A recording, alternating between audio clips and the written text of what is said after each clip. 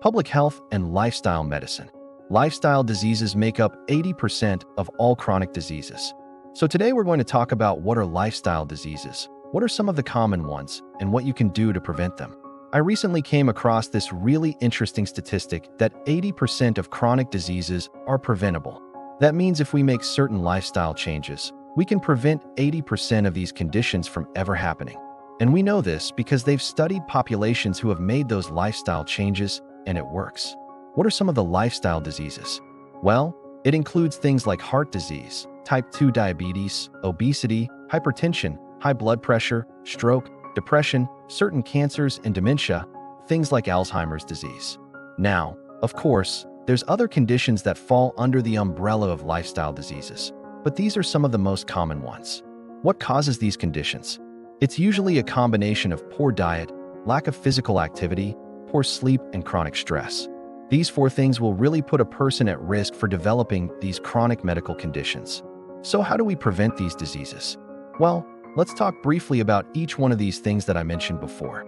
First off is exercise.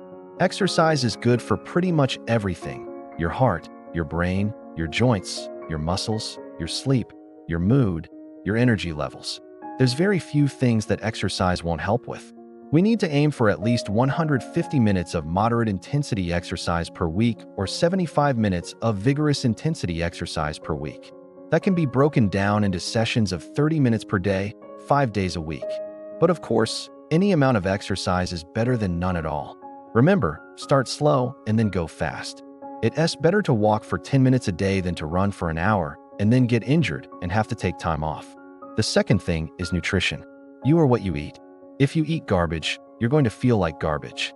But if you fuel your body with nutrient-dense foods, you're going to feel so much better.